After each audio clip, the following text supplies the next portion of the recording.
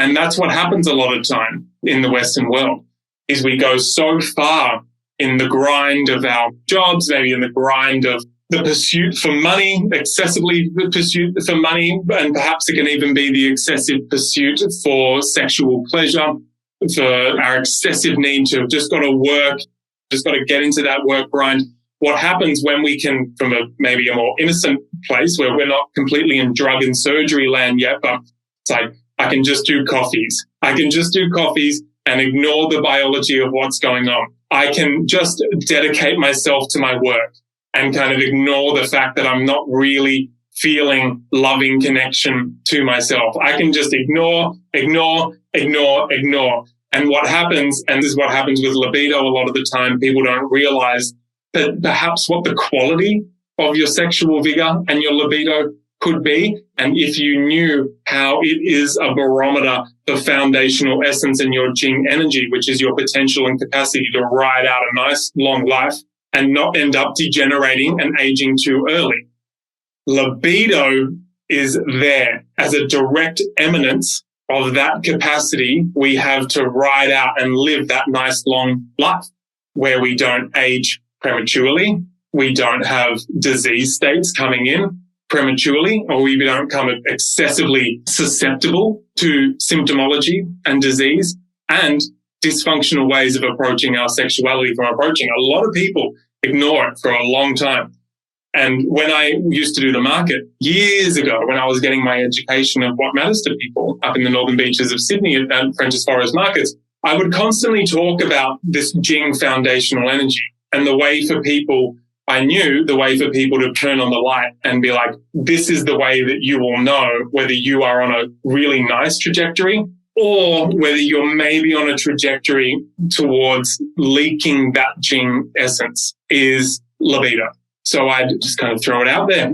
A lot of the time, girlfriends would be dragging their boyfriends or dragging husbands in, and they'd be kind of a little bit disinterested. And I'm like, cool, well, I'd be talking to her. And I'd throw out there concepts around, in tonic herbalism, we often start with the Jing herbs, the herbs to nourish the kidney water so that those foundations of the body.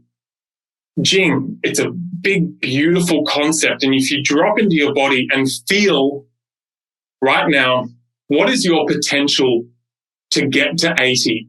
Smooth sailing. And this is definitely not putting judgment on if things do come up. We're just getting a feeling sense right now. We're not striving for perfection, perfect Jing, nothing ever happening to us. We're not trying to do that.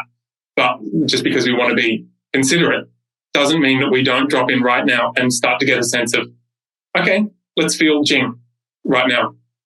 This is your capacity and potential to get to 80 years old, smooth sailing as possible.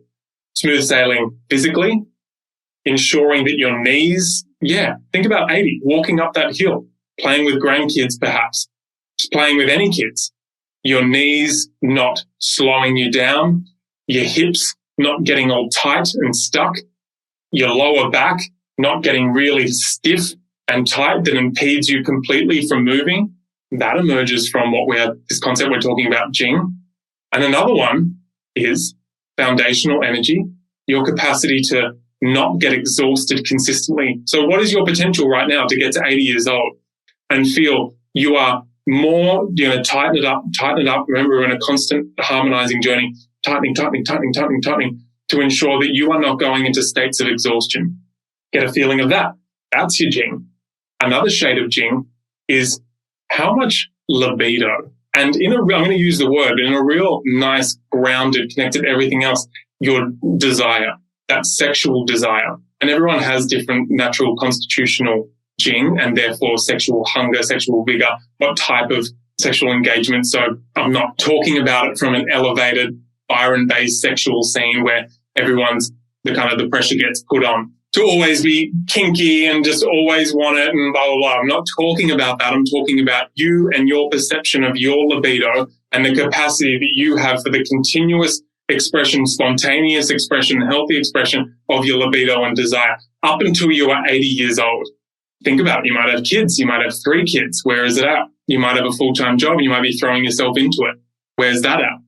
you might be dealing with some stuff going on within your mind and your emotions. Now feel your libido and the potential you have for that to be growing, cultivated, and expressed. Does that libido mean that you need to go out and be with someone else constantly? No, but it does correlate. Your jing and your potential and your libido does correlate for your desire to be interacting with yourself sensually. It just does. And there's different variations of what that looks like.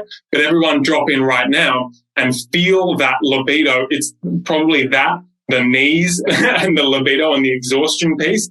That's what gives you a real direct, it's correlation. It's a barometer and direct perception of where your jing is possibly at.